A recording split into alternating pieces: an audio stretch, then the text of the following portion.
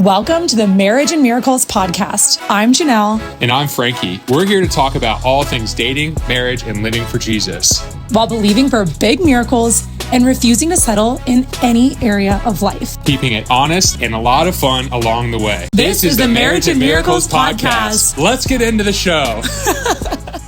Hello and welcome to the podcast. My name is Janelle and Lynnae, and I have with me my amazing husband, Frankie Vignone. Hello. Thanks for being here, everybody. Today, we're joined by a very special guest, our best friend, Daniel Hack, the legend, Daniel Hack, live in the flesh. Thanks for being here, man. Honored to be here. Excited for this. Yeah, we're very excited to have you here because we've gotten pretty close over the last 5 years, and just to see your growth and how God has used you to be such an example for relationships for men and women, from where you were 5 years ago to where you are now. And I look up to you in so many ways, and you're not even married, but you're doing it the right way. You're doing things the right way. And I think so many people are going to take away a ton of good nuggets, a ton of good wisdom from you, and not just not by what you say, but how you do it and what your actions are. And I know you have tons of conversations with guys all over San Diego, virtually, on the phone, that look up to you. So super honored to have you here and excited to jump in. Yeah, it's going to be awesome. I will say it's been a roller coaster, so happy to share my experience and what I've learned through the ups and through the downs. Come on. And I do have to say, for the single ladies listening, Daniel is a taken man. He is in a serious, amazing relationship. So, unfortunately for single ladies listening, this is not your person. But what we are hoping for, the single women listening, that you can listen to Daniel and both gain wisdom around dating and marriage and faith, and also to realize that there are so many good men out there. And Daniel is one of those men that, you just recently entered a very serious relationship, but you've been on the market for longer than some other men. And so, we've talked about this before, but women often have this belief there's no good guys left out there. And so I hope that the single women listening listen to this and think to themselves, okay, wow, this is another example of an amazing man that I want to be with someone like that. It's setting the stage, it's setting the standard between, obviously, of course, Frankie, my amazing husband, and then with you, Daniel. You men are setting the standard for women, and then for the single guys listening, you're also setting the standard. So I'm excited for today's conversation, because I think it's one of those conversations where people are going to be like, okay, wow, I'm going to wait for something like this. And for the single men, it's like, okay, cool, I'm going to learn from what he's doing so I can go implement that in my own dating journey. Yeah, and what I've seen is that at 25 years old, people think, hey, there's no good guys left. At 30 years old, there's no good guys at 35, and I'm 36. And I've even heard it, how are you still on the market? Or even heard people say, well, if you're not married by 30, there's something wrong with you. And that hurt me, because I don't think there's something wrong with me. I think I still needed to grow in a lot of ways, but I also wasn't willing to compromise on the vision and what I believe that God had for me in a relationship. And it took me a little bit more time. Yeah. And that actually brings us to our first question, which is, what are some of the non-negotiables that you knew God was asking you to hold on to before you met your now girlfriend? Great question. So first is the difference between God being the center of her life and a part of it. The way that I live my life is really surrendered to God, to be able to say, hey, all of my decisions are being filtered through what God has called me to, versus saying, hey, God, will you bless whatever I'm doing? Or, hey, I believe in God, versus no, actually, I go to God for my decisions, and I go to God during those tough times, because that was such an important one for me, because relationships aren't easy. Life isn't easy. So who do they go to? Second is, do they have someone discipling them? So if something does come up, do they have someone speaking into their life? And who are her friends, the people around her that she's going to go to during those tough times? Because I found when those two things weren't there, it wasn't always her fault. It was just that, hey, the voices in her community were not the voices that were help build connection. They were actually building disconnection. And then for me, a couple of the other ones are, I love activities. That actually makes me to grow closer. So activities were a big one, and growth minded. to be able to have that. I also desire to have a family. So wanting to have a family was really important as well. And so those were some of the non-negotiables for me to be able to grow in that. And then also from the faith standpoint, God being the center is important, but I also know that God created me to lead, and I lead different things in church and with men, and I love to be able to do that. And I wanted to have somebody who was doing the same thing with women, and we could come together to be able to do that. You guys are a power couple already. Hashtag power. You're a great Hey. leader, and so is she, man. So it's awesome. Yeah. I'm curious, was there like a turning point in your walk with God that made you look at this relationship differently? Like, you kind of described a couple of things where God was at the center versus just blessing what your own plans were. But is there anything else you want to add to that? Yeah, I think the turning point for me was when I started to pursue true intimacy with God. And so through my walk, I mean, I grew up in church, came back to church in 2018, but it was really a transformation that took a lot of time to be able to get me to where I am today. And I finally got to the point where it wasn't just asking God to bless what I was doing, but it was like, hey, I want to know you. I want to spend time with you. I studied God the Father, Jesus Christ, and Holy Spirit. And because I had this deep, I like to understand, but then to really pursue that intimacy. And since that happened, my life is totally transformed. But I think what actually led to that is I had a lot of walls up, and I believe, and the Bible says, God works all things together for good for those who are called according to his purpose. And I had a very traumatic event happen at 22 years old, having my dad, losing him to suicide, and I just put a lot of walls up. But then I had another traumatic event happen where my best friend, one of my best friends, 𝐃𝐿, was actually murdered. He was one of the 𝐼𝐿 surfers. And I even told his parents this. I said, I know 𝐃𝐿's no longer with us, but I want to tell you that he gave me the gift of love, because I couldn't feel the full spectrum of emotions until that overwhelming grief, that overwhelming emotional overload broke those walls down so that I could feel the full spectrum of emotions. So it really wasn't until that point, even in the other dating experiences and dating relationships, they couldn't fully connect with me because I couldn't fully connect with my emotions. So it wasn't until that point that some of those walls really started to come down so I could truly love and connect with somebody. Wow. So if a guy's listening right now and he's resonating with not being able to let his walls down, or not being able to truly connect with women when he's dating, what advice would you give? Because, hopefully not everyone has to walk through some of the really hard situations you've had to walk through. But is there any way to create that without that level of loss, do you think? That's a great question. So I would say one is creating a safe space of connection. That I have never felt more connected than in a relationship that is 100% pure, that we have grown in intimacy, emotional at the same pace as physical. So that has helped me even in the relationship. At first, I was still performing. She gave that feedback, and she's like, well, that doesn't actually sound like you. Or there are times where I don't connect because it feels like that's the mask, or that's the performance there. And so the first is to create that environment. An environment is built off of trust, of being vulnerable and transparent, but also going along the line in the way that it's supposed to go. So if we start to have a physical intimacy before there's emotional intimacy, I'm never going to feel safe to let those walls go down. But if I progress at a slower rate, then I'm able to create that connection, build that trust, and let some of those walls come down to now be in a place where I've never felt as seen and known as I do in this relationship because of the way we've gone about it. And we've been dating for, when this podcast was recorded, for 5 months. And there's people who have known me my whole life or years who she knows me better because we have gotten to know each other from an emotional and a spiritual level versus let's start with physical, which is the way for 28 years that I was doing it. And even I pushed back when I first came back to my faith of that's, old times or stuff like that. So, and just to clarify, because you said something about emotional and physical growing at the same time or something like that. But I guess I'm trying to figure out how does that look if you're dating with purity? How is the physical matching the emotional?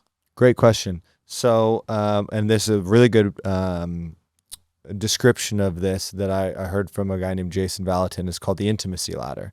And so what it is that each step in physical. So like a lot of times when we think of physical, that's sex, right? But it's different. And so if you grow in intimacy emotionally and physically at the same pace, that's holding hands at first. That's the first kiss. That's cuddling. There's some of those things that are grown in physical that if you do it in a way of purity, you're actually, or the way that I did it and was what learned was the way to honor purity and grow in that physical is I would do what's called opening the door. So for me as a man, I'm called to lead. So I would first say, hey, I'd love to hold your hand. I'm feeling really connected or something like that. Is that okay? And then it's up to her to say yes. So each of the steps that we grow to grow in intimacy, hey, I'd love to cuddle with you right now. And so you literally asked? I asked, which I thought was weird before. But now I don't think it is at all, because what that did is that gained trust with her.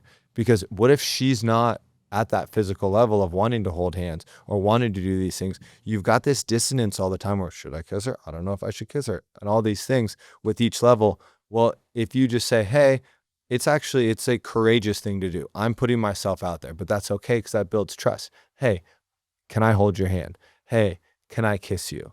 And those things. And it doesn't go past that of the kiss and the physical there. So we haven't gone past that point. And then I guess physical, then from the first kiss, the next would be that I love you. So that's kind of the intimacy ladder that I've seen there of where that grows. But that has been a very transformational difference in this relationship that I would highly suggest to anybody who is dating. So yeah, I think as you're talking, like the why does that matter? Like, because I've been there too, where you just jump to the physical beyond any of the emotional connection ahead of time. But it's like, we're talking about Christianity, we're talking about the Bible here. So people listening might be like, oh, well, that's just like a set of rules like that the Bible says, so why should I do that? But you've laid out a lot of great points around it builds a trust in the relationship. You guys are going at the same pace. Like, anything else that you can expand on that beyond just like somebody that might be listening saying, oh, that's just a bunch of rules. Like, why should I follow that? I think you've shared a lot of great points, but anything else you want to add to it? No, it's a great question because, I mean, guys like us and men, a lot of times we look at the vision, right? So what do we want for a vision? You want a happy marriage. You want a connected life. You want to build a family and build a marriage, because it starts with a relationship with God and then relationship with each other, and build that with the kids. You want that on a firm foundation, right? So we want all of these things. I want to feel connected. Well, I'm all about a pathway. I'm very coachable. Like, give me the direction to go and I'll do it. And that's what the Bible has laid out. And I've tried doing it other ways and it hasn't worked. It's created anxiety. It's created fear. It's created misalignment. The goal is connection. The rules, if you will, is actually a pathway to connection, which is what we desire. It's just different than what we hear in our culture today, but it's actually a much better way to do it, because I wouldn't give up the connection I have with Lynnae for anything, because it's such a deep connection and there's no level of physical. It's actually that we have not had that physical that has grown our intimacy and connection to such a high level. So good.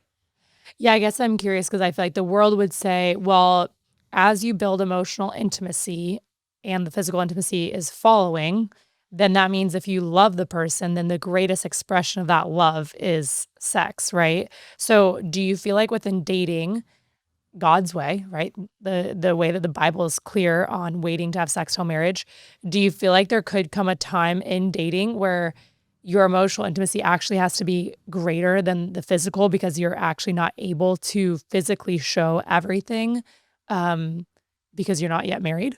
Yes. And I think we're actually just starting to get to that point where it's becoming harder because our emotional intimacy has grown so much and our connection has.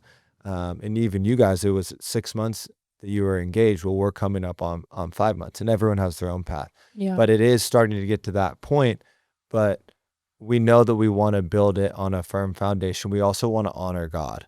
So when we decide to be married, we will continue forward in the way that honors God and honors that alignment. Because I'm very much like, I'll try anything in a way. Well, every time I've trusted the Bible and trusted God's word, it's worked out better, and it is here. So why should I misalign and go, well, I'm going to marry her, which is the next thing you hear. I know I'm going to marry this person, so I'm going to do this. But then what you're doing is you're still not building your marriage on a foundation of trust, because you're justifying. Wow. And so for me, I want Lynnae to know, no matter where I am, no matter what I'm doing, that I'm building our relationship on trust, and that she can trust me.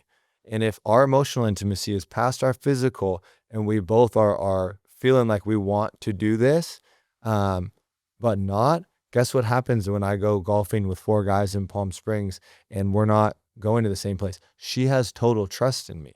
There is a foundational trust. So there's that, as well as the honoring of God and knowing that, hey, trusting in him and trusting in this relationship is what is best in the long term.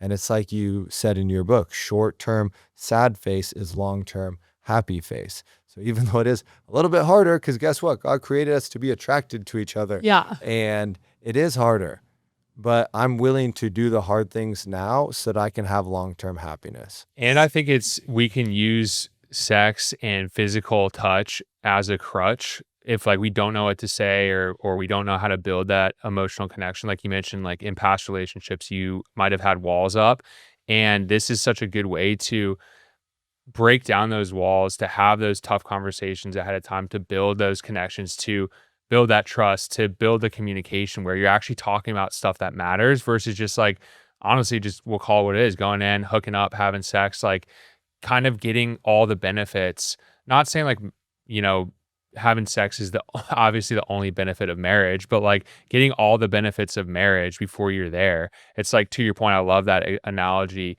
building on a strong foundation that's built on trust, that's built on communication, versus just jumping to the end and having sex right away.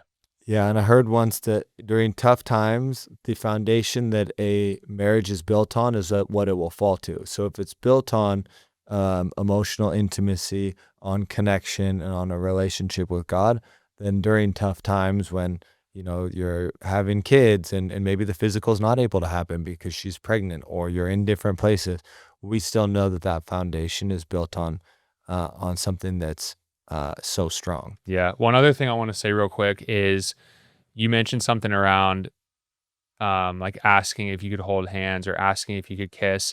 And that's such a good example because that bleeds into everything else, where I think Janelle and I talk about this a lot, where a lot of couples will just kind of assume or have like expectations about stuff, maybe from their past relationships or their own thinking.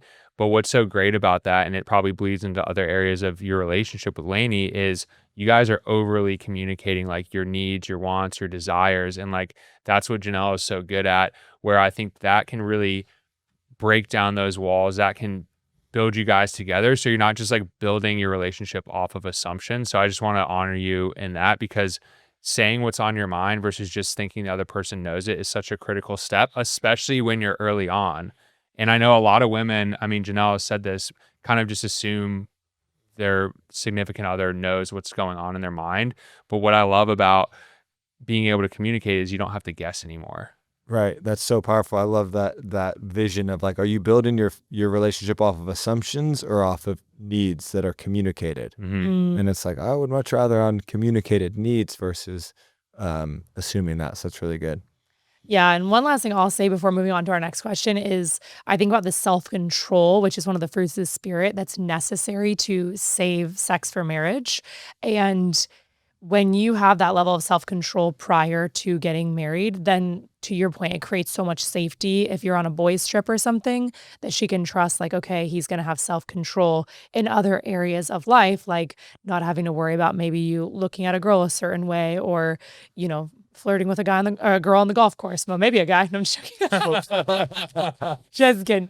But yeah, just like that self-control, to your point, I think you were saying this earlier, and that the word self-control kept coming to mind, of like your self-control now in leading in purity during dating is then the same self-control that she gets to trust in other facets of your life after marriage. And so that is actually a really beautiful thing. Yeah, that's so powerful. And I hadn't thought about the self-control, kind of like boys trip example is like really self-control in relationships and trust there. But it could bleed over to financial trust. It could bleed over into other, Yeah. when family happens and so who knows what kind of trust in other areas that one, because let's be honest, that's a pretty hard one to do. Yeah, for sure. It really is. If you are a single woman and want to learn 3 tangible steps to attract your dream husband, then join my free masterclass. Not only will I walk you through the exact steps to start dating with intentionality, I'll also teach you the 9 powerful dating affirmations you can start declaring over your life today. You'll spend time journaling and reflecting on subconscious mindset blocks that might be holding you back. And most importantly, you'll learn how to date with confidence in a godly way. Plus, you'll be invited to join my online course, Attract Your Husband Academy. So go ahead and click the link in the show notes below to join my free masterclass today. I'll see you in there. Next question is, were there any turning points in your walk with God that prepared you for the relationship that you're in now?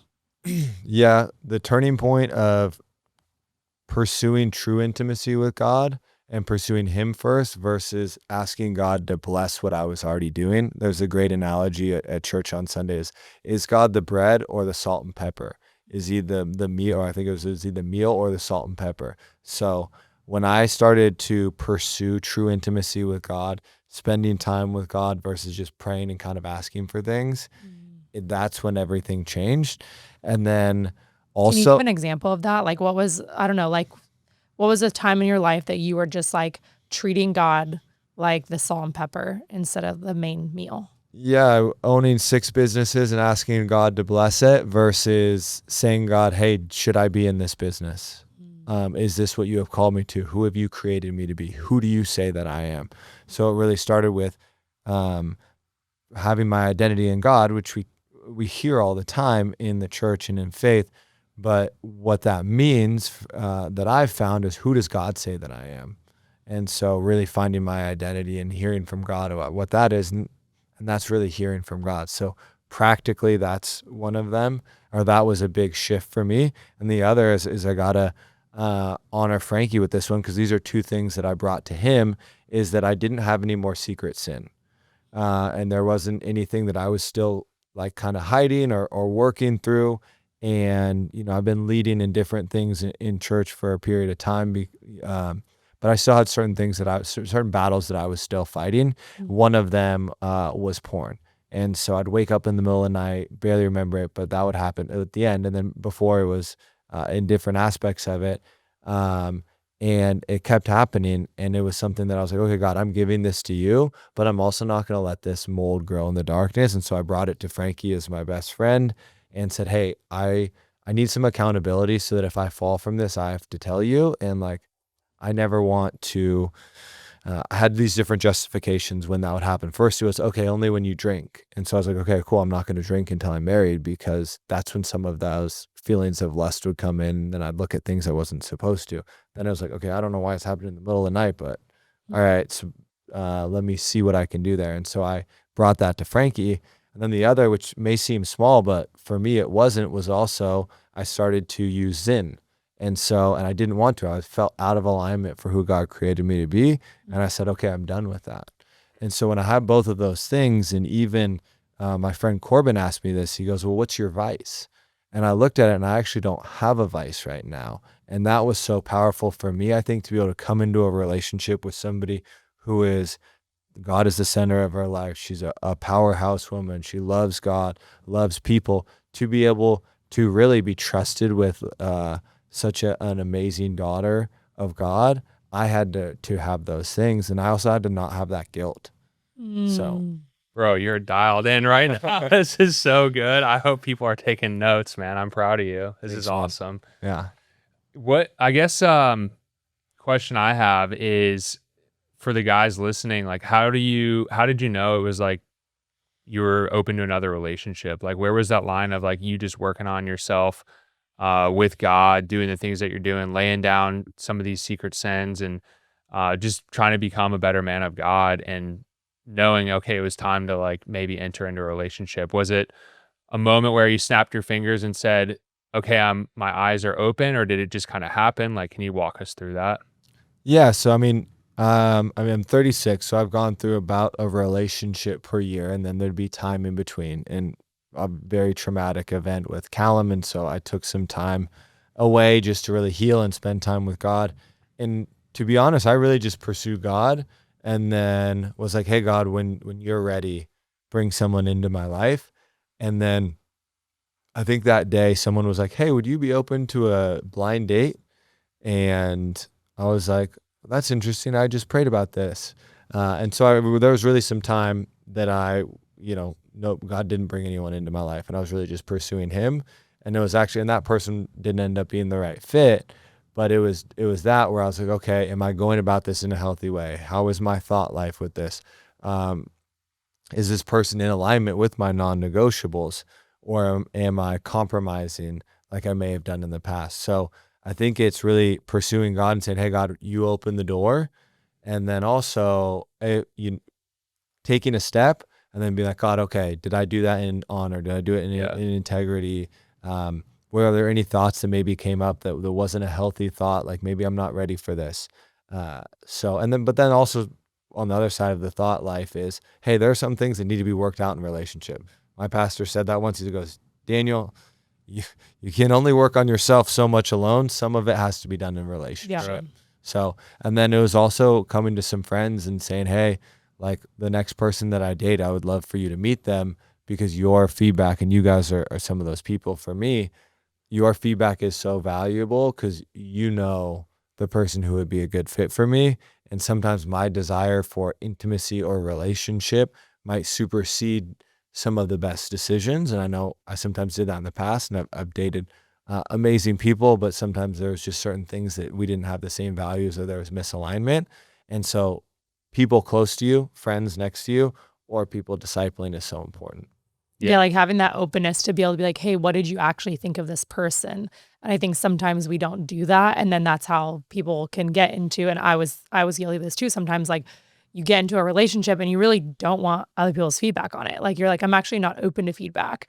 And if you're not open to feedback about the person that you're dating, that's probably a red flag, because maybe there's something inside of you that knows that you don't want to hear what the feedback actually would be if someone did give you the feedback.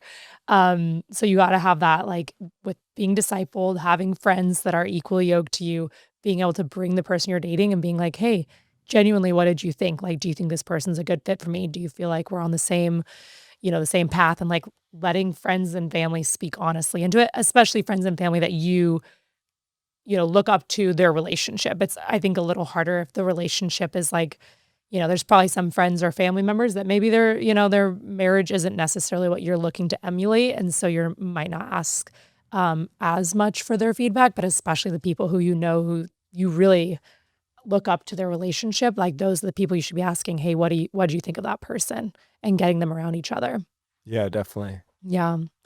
Well, thank you for your vulnerability, by the way. I just wanted to say, like, thanks for going there, talking about some hard topics. And I think that like all of us have, secret sins at different times of our life that we actually need to lay down at the altar and get accountability for too, not just laying down at the altar by yourself at church or in your own room and then just being like, but I won't tell anyone, but I went to Jesus about that, but I won't tell anyone. But like, I think there is true freedom in bringing that to people. So I just think that's amazing that you guys have that best friendship where you're able to support each other like that. And I think other men listening, especially, and probably women too, have similar struggles. And so, it's good. It's good to talk about all of that. So thank you for going there. Yeah, and it helps so much just to bring it into the light. And it was interesting because I'm like, nothing really from me, what I didn't really change, but just because I told someone and was like, oh, I don't ever want to tell him that, it helped me to really overcome that. So it was interesting for me to experience of like, I think of myself as a pretty hardworking and disciplined person, but to still have missteps, but not having any sense. Yeah. And then you take away the shame too, when you like bring it out into the open and have people praying over it with you. Then it's not like, I just think that when you do all that, like for me and the secret stuff, it's like, I think a lot of mine was, for people who have read my book, talking about like the spirit of death and thinking I was going to die, that was kind of like probably one of my secret sins, where it's not like I talked about that a lot, but it was something I just kept in the quiet place of like, I'm just going to die young in a car accident and stuff like that. And that was like a secret sin of a thought pattern that I just like allowed myself to ruminate on a lot.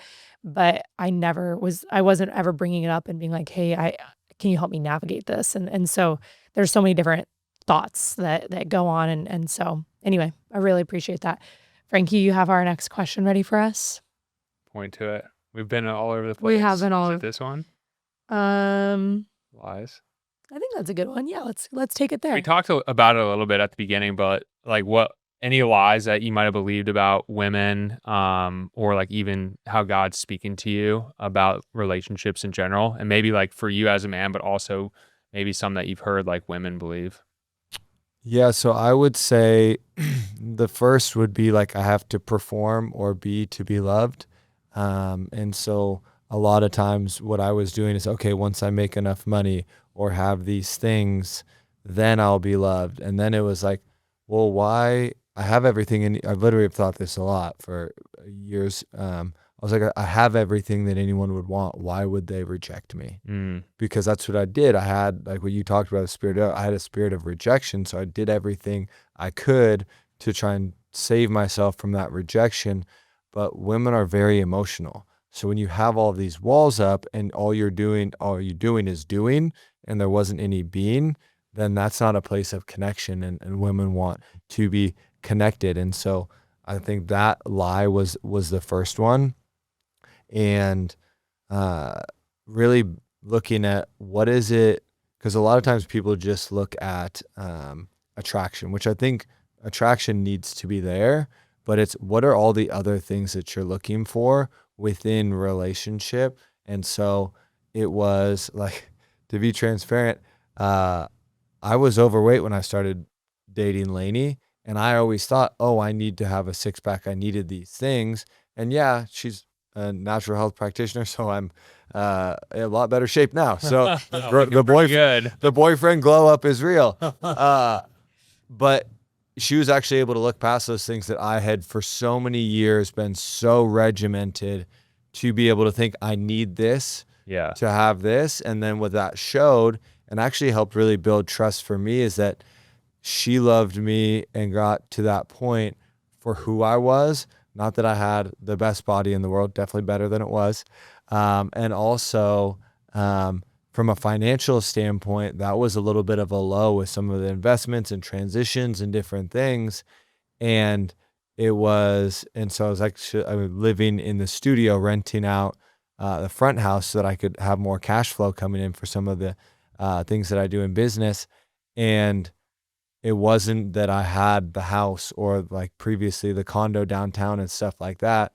She actually got to know me for me. So that really showed me the two areas of performance, which were physical and financial, were not the strongest when we met. And that really helped to build a lot of trust for me in our relationship, that it wasn't because, okay, you have all the money or you look this way or have this physique. It was actually built on who I am, which made me feel seen and known and connected. Well, so powerful. Yeah, a lot of guys that I've talked to in the past, and even women, are like, once I have this job, or I'm set up financially, or I have this amount of money in the bank, or hot body. Yeah, or I have the house or the hot body, like then I'll be able to date. Like you said, where what you did is you just put God first, and it's so funny how God worked. He put a perfect fit for you in that whole process to like break down those lies for you. So that's so powerful.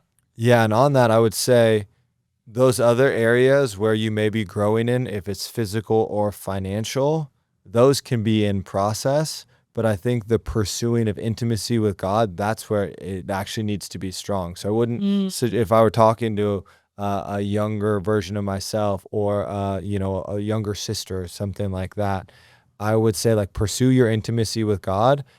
Yes, you might be working on your body and being in better health if that's what is a focus for you, or maybe your financial isn't set up. Well, if you have pursued God and have that true intimacy and have your identity in God and know who you are, the rest you can grow together. And I've also heard from women, like I had feedback from one person of, well, you've already built everything. I don't get to build it with you, which then just is the opposite of what a lot of guys think is, oh, I need to have everything. Well, and then some women are like, well, I want to help build it. I want to be a part of that. I want to have the, Alex or Mosey or Ed Milet where they're like broke and building these things, and they do it together and love each other during that time. So then when they have the financial abundance and the different things in life, they know that they have that firm foundation. Yeah. So if you were talking to a younger version of yourself who is dealing with performance within relationships, what are some things that you think that a single guy can do before entering a relationship that would help heal that performance? Great question. So I would say some of the theme of what we've talked about is pursue God. I think truly unwinding some of the identity of who we are not. So looking at what are the lies that you believe about yourself, and then what are the experiences that are tied to those so that you can allow yourself to heal from them. Because a lot of guys, we haven't healed from the things that have happened to us and in our lives. And a trauma is anytime in an experience is too great for us to emotionally process, which a lot of times if we're pushing down crying, that's actually the last part of the spectrum when you're feeling the full spectrum of emotions in an experience. So I would say first is look at what lies you're believing and unwinding those, and then seeing who your identity is in God and who God says you are. Frankie and I went through something called the identity exchange with 𝐬𝐮𝐬𝐫𝐿. I think that's really powerful, because then what we're doing is you're building your foundation on who God created you to be versus who you're trying to be, which performance is who you're trying to be, who the world thinks you need to be. And so to really not be this, you actually got to go back to the root. And the root is, who are you created to be? So I would say pursue who you're created to be. Ask the questions of what do you believe you can be the best in the world at? What lights you up? What is your unique experience of what you've been through in your life to lead you to where you are, so that you can kind of pursue who you are created to be? Because what performance is just a mask of who you think people want you to be. Do you think that people could sometimes like perform in something that God actually has for them? Because I feel like in my experience, even like within me looking at my career the last, like really probably since I started like 7 years ago with entrepreneurship, I do feel like a lot of what I've done has been things that God has called me to, but then I took it and tried to like strangle it in my own strength and try to like control it and perform in that. So what if someone is like actually doing what God's called them to do, but there's like performance in that? Have you had any experience with that? Yeah, I think that's a great question, and something to unpack is we may just be 1 degree off, right? Of, okay, am I performing in this? And I think the difference there is, are we in that circumstance? Am I giving God space to be able to move in this, or am I the one doing all the moving? So I think it's also that analogy of, is God the bread or the salt and pepper? And I know for me in different seasons, it's been a little bit of both, but when performance comes in, it's usually when the doing exceeds the being. So I would look at that of like, okay, in this, if it's like you or for myself in certain seasons, okay, if I'm in my calling, let's look at it like, how much of each of these buckets, if I got $100, is it 90 of it is in doing and 10 is in being? Or how is that ebb and, which is going to be an ebb and flow, but let's look at more of like a 40 to 60 versus a 80 to 90, 10 or 20. That's good. Okay, I have one more question that's kind of going alongside of all this stuff. If there is a woman listening right now and she is attracted to high performers, because maybe she probably also is a high performer, or she was just attracted to that, how can she most help a man feel like he doesn't need to perform in that relationship in order to feel loved? Great question. I'm thinking of how that's been done in the current relationship. I think really affirming and wanting to get to know that person, like getting to know a boyfriend or whoever they're dating, and really pursuing connection and maybe picking up things that they may not even have seen. That has really helped in connection for me. I know that's a little bit not super tangible, but it's really pursuing knowing that person and seeing that person. I think every man at our deepest desire, we want to be known and seen. And it's something that I would never have described that in a relationship of like, oh, I feel very seen. But there's a lot of times where I have had that response, and I don't know exactly what she's doing different because she's the one doing it. I just know what I'm receiving on my end, which is I feel very seen. I feel very known. I feel very connected through that, and that I don't need to do these other things because she's caring about me because of who I am. That's good. Yeah. Yeah. I mean, one thing you do, Janelle, is just like you said, affirming your husband or your significant other, and like just saying you're doing a great job. And it's like, guys want respect. Guys want to feel like what they're doing is worth the pursuit. So going in and saying you're doing a good job, going in and just acknowledging it, like that means the world to so many people. Obviously there's different like love languages for different people. So knowing what that person's love language is and leaning into that, I think is super important. But to your point, like not just doing it to get something from it, but actually doing it from like a place of genuine love and like wanting to support that person. So that's huge. That's good. Another question for you, Daniel, is what would you say to a guy listening, or maybe yourself in the past, like who's in a relationship that is just continuing to be in the cycle over and over and over again, and maybe is either consciously or unconsciously afraid of breaking up and moving on? Like maybe it's not 100% the right fit, but they're stuck like maybe months and months or years and years in the same relationship. Like what's your advice on that? Yeah, I mean, I've experienced that, and I avoid conflict. I'm conflict avoidant, right? So what I did in the past is I would stay in relationships longer because I wanted to avoid that breakup. And what I would start to do is paint some of those yellow flags, which were really just misalignment in terms of values and future and right fit, to be green. And guess what that did? That actually hurt the person more. And so I would justify and I would try and change certain things about them versus knowing, like Janelle's first question, what are my non-negotiables? Are those in alignment? And then also within that, if there continues to be a pattern of disconnect, of fighting, of back and forth there, then taking that look of, okay, it's actually better to have that conversation early and I break up with them. And guess what? If you're both pursuing God and do the healing that you need to do, if we trust in God, then that relationship will come back. But I would say a majority of the time it doesn't. Yeah. But it's harder to do. And then once you're out of the relationship, then you're like, oh, wow, I was justifying certain things, or there are certain things that weren't a fit. And guess what that does?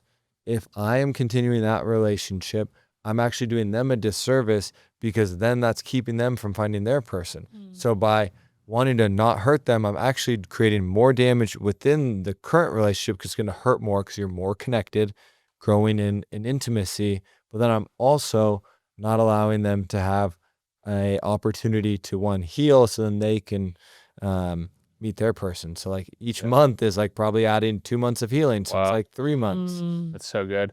What about somebody, I agree, do it as early as possible, but what if somebody's been in a relationship for like 3 years, 5 years, longer, and maybe they've crossed those intimate lines, maybe they've, gone all the way potentially, and like they have that bond, maybe they're living together, like, and they still feel that friction. Like what's your advice to a guy or girl listening in that situation?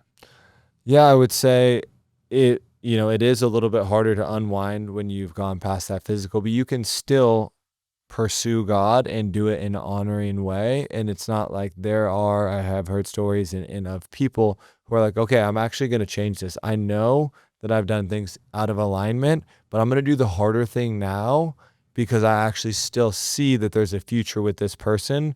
But what we've done is we've made small compromises on the way, which is going to hurt us. So why is after 3 to 5 years or however long it is, why do we think we're going to get a different result, as in continuing connection in marriage, by doing the same thing? It's actually the definition of insanity, is doing the same thing over and over again and expecting a different result. Yeah. So if you truly do want a future and see a future with this person, let's try a different foundation to build it on. Let's, do it differently and look at, okay, let's do this in purity. And it's harder to do. Yeah. But I have some friends who ended up doing that, and they have a beautiful marriage, and they were able to walk forward with that. So kind of like two paths. Like if you do see that relationship kind of continuing on, and maybe that relationship, it's 3-5 years or a long relationship, and you both have kind of come underneath God's covering a little bit more and like walking it out, like you said, I would say go seek those mentors that are willing to speak into you, do life like you and I do side by side, and bring those people in, and like be willing to take those steps back from an intimacy perspective. But then also, I guess my other question was around if that person isn't a good fit and you're kind of feeling those things that you mentioned earlier, I think it's the same conversation, like Right. have that tough conversation, because even though you guys maybe have a house, finances together, friends together, have gone on the family trips, like it's so critical to make sure that you're aligned with all the 100%, not just like painting those yellow flags green, like you said. So, Oh, completely. Because now if you look at 3 to 5 years, think of how much longer the healing process is. So for each month that you take to continue that relationship, it's actually going to take longer for that person to heal. And from a physical standpoint, when you do have sex, you're combining two people. That's why it's so much harder, because you're pulling apart when you break up in a relationship that's been pure versus a relationship where there's been sexual intimacy. And that is, if you want what's best for that person, then just you got to be the courageous one and go forward and do that. And it's not the easy thing to do, but once you're out of it, you will be thankful that you did. it's worth it. Yeah, I feel like Frank and I always talk about like peace, and like God is not a God of confusion, but a God of peace. And so if you are constantly not feeling peace within this dating relationship, that needs to be explored and shouldn't be continued to be shoved down, shoved down, shoved down. Yeah, like don't ignore your gut. Don't ignore the Holy Spirit. Don't ignore those whispers and justify and justify and Yeah. justify. Like you've got to pay attention to that lack of peace, because when you're with the right person, and I feel like Daniel, you and I had so many conversations like this, and I remember you'd ask me like, well, how do you know? And like, well, blah, blah, blah. And I feel like I kept just telling you, like, I don't think you've experienced it yet. I think that's why I'm like, you're the people you've dated so far, you have not felt, no one you've felt total peace and total excitement about. And that means you haven't met your person yet. And then now, like seeing you in the relationship you're in now, it's like night and day, total peace. Could write a book Total on it. excitement. Are you kidding me? Right. So good. Right. Yeah. And so it's like I think people overcomplicate things sometimes when it Yeah. comes to breakups, and I don't know if they're right for me. I don't know. And I did it. I played stupid and played dumb. It's probably just me. I'm probably just being too picky. It's probably just, like we think of all these like reasons, but in your gut, when you don't feel peace, you constantly feel this like a little bit of turmoil deep in your stomach. That's the Holy Spirit, and there's a reason. And so it's cool to see you on the other side of it, and like how quickly you knew with Lynnae, you were like, this is my person. Like you're like, this is it. This is my person. Like there was no if and buts. I'm trying to justify, well, it's pretty good, but there was none of that. I was like, yes, and peace. Right. And I never thought about those two questions, and it's as simple as that. Because I did overanalyze it. I'm an analytical man. I could build businesses and see future and vision and pathways forward, but it was always analysis. Is this person best? Which there are some boxes to check, right? Is that, is God the center? But if I could just ask those two questions, which was so powerful, is there total peace and is there total excitement? Or is there 100% peace and 100% excitement? I can, without a doubt, say that there is both of those in this relationship. And people say, when you know, I think if I were to, they're like, well, what's tangibly that mean? I would actually follow it up with, is there total peace and is there total excitement? Then that can actually tangibly answer that. That's really powerful. Fire. Let's go. Probably have time for one more question. We might need to do a part 2 though. I know. That is so good. Good. Any finals you got? Let's see. Come Wait, on, hit him with a hard one. I'll do a quick one, and then we'll do the final one. So a quick one would be, what were the green flags that you saw in your girlfriend that made you want to commit to her? Great question. So first is that she had people speaking into her life She's got an amazing older sister. She's got someone she calls Mama Cat, that's like the woman who disciples her, and some amazing friends next to her. So when we were having conversations or even conflicts at certain points, she'd be like, oh, my sister said this, or my sister helped shed light on this. And so I knew that she was going to people with that. So that was a big green flag. Also that the effort was two ways. So she came out, I was changing my car situation. I was getting my car from my family's place in Palm Springs. She was living out there at the time. And I was coming out to date and pursue her in honor and in purity. I stayed at my family's place as she lived out there. But that she was willing to also make an effort. And I felt very seen because I'm a lot of times the one pursuing people, whether it's in mentorship or friendship, right? Like I'm the one organizing things. So it really felt good that she was like, hey, no, I'll come out. I'll come pick you up and drive out. I'm like, wow, that was really powerful there. And then, which is kind of funny also, I'll say really quick, because a lot of times I feel like women are maybe taught almost too much, like let the man pursue, let the man pursue, let the man pursue. So they just sit like so far back maybe and don't put that much like energy or effort It's for like it. a wall that they put up without even. Yeah, and they're like, well, I just deserve to be fully pursued. And so like, I'm not gonna do anything and he's gonna do everything. And so it's cool to hear you be like, actually, like I'm pursuing, but also like I like the reciprocation. It actually made things easier. And then for people who don't know, San Diego and Palm Springs are like, what, 2.5 hours apart? right. So you were like, and then his family has a house out there, but then obviously Lynnae lives at her own place. And so you would like go stay at your parents' house. She's obviously staying at her place. And then, but she would make an effort to come to San Diego as well, right? Right. So she came Monday morning, picked me up, and then we drove back together.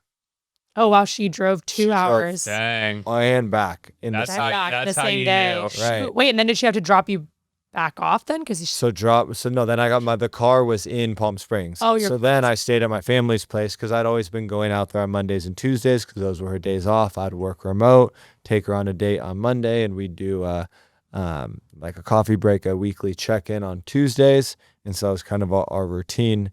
And then I'd head back to San Diego because normally I would have a connect group I'd lead on Tuesday nights, or sometimes I'd need to be back for different things. So that's the inner workings of how that worked. And then I would say the other is she was able to communicate her needs. She has taught me so much about emotional intimacy and how to communicate about my emotions in the way that I am feeling, and even like what she calls compassion attunement.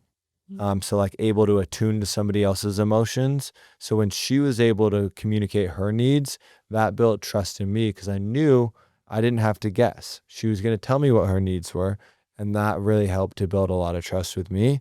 And then she actually taught me so much about emotional intimacy, about listening, stuff like, hey, when somebody shares something, instead of just sharing something else, just saying something like, hey, I can imagine, or I can imagine that was really felt hopeless.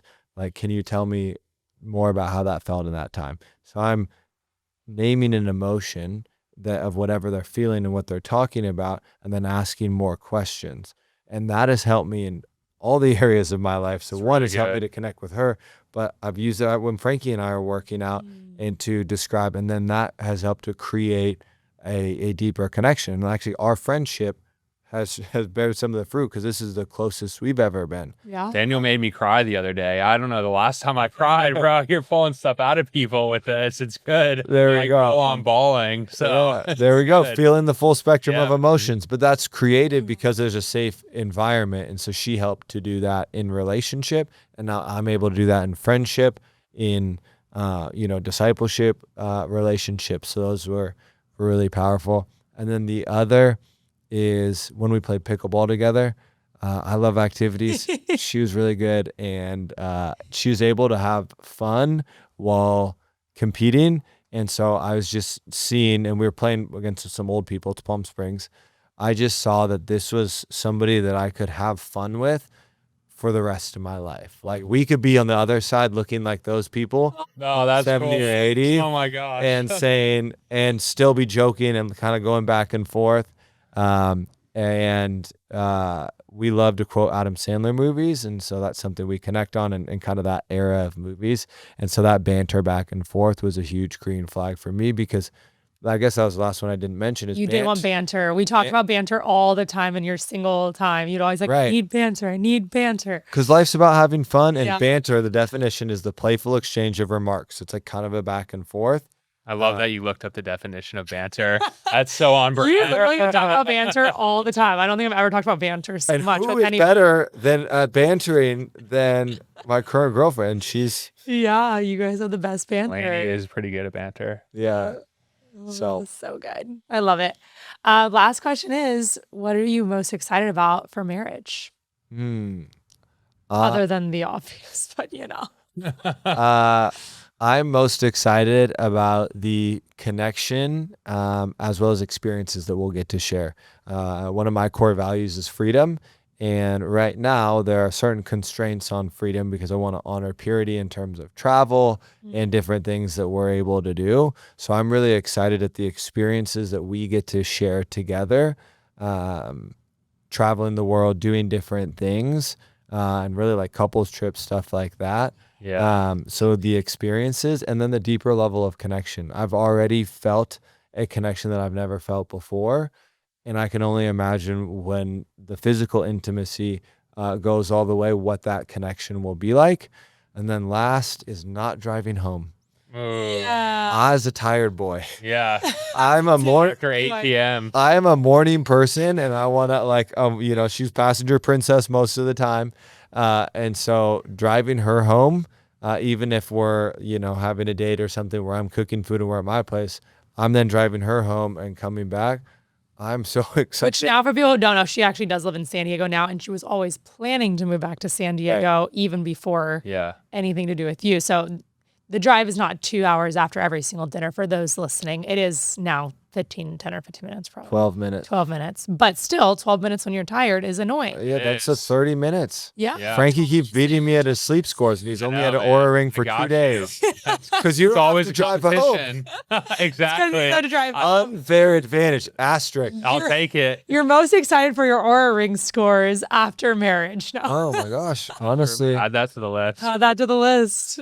Oh man, thank you so much for being on here. Like honestly, this whole thing could have been a book. Like this is incredible, and honor you for doing things the right way. And again, like I said at the beginning of the podcast, like Janelle and I look up to you in so many ways, even though you aren't married. Like the way you're doing it, the way you honor Lynnae, the way that you're an example to so many people underneath your leadership and people that are beside you and even, above you in leadership. Like people look up to you, and I just love you, man. I'm proud of you.